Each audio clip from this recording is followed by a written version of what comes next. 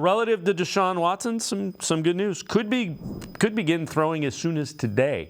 We had heard on the show yesterday, his quarterback coach, Quincy Avery, said he's heading out to L.A. to begin working out with him.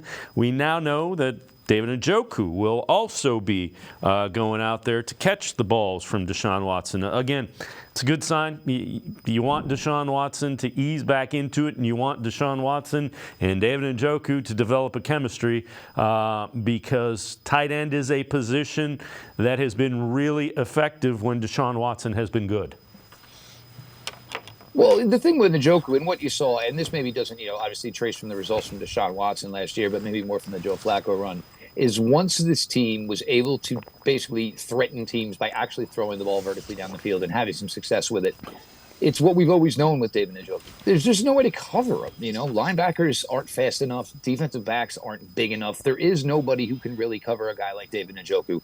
So once, the Browns were able to threaten all areas of the field, it took a weapon like David Njoku and obviously just increased what he could do. When we heard that they knew when they thought Deshaun Watson was going to start throwing again, that was on his, obviously his podcast with Quincy Avery.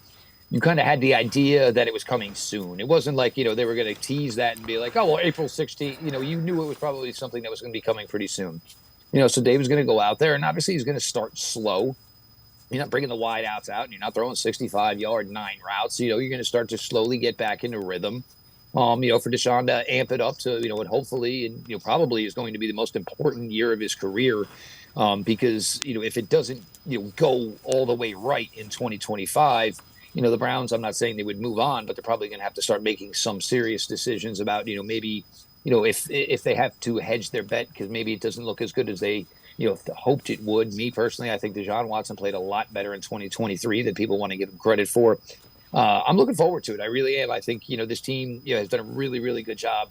The last 2 weeks, obviously starting with the Judy trade, then the key moves they made in free agency. The defensive line was good last year. They actually improved the defensive line this year. And look, it's all going to come down to 4. It's always going to come down to 4. He makes a ton of money. The quarterback is the most important position in the game, and the Browns think they have their guy. It's taken 2 years to hopefully get to that. And I know I said it year 1, and I know I said it year 2, and here I am saying it going into year 3. But it comes down, obviously, to, Deshaun and what exactly he can do over 17-game regular season. But, the Browns have done everything they can to, obviously put a formidable group on the field.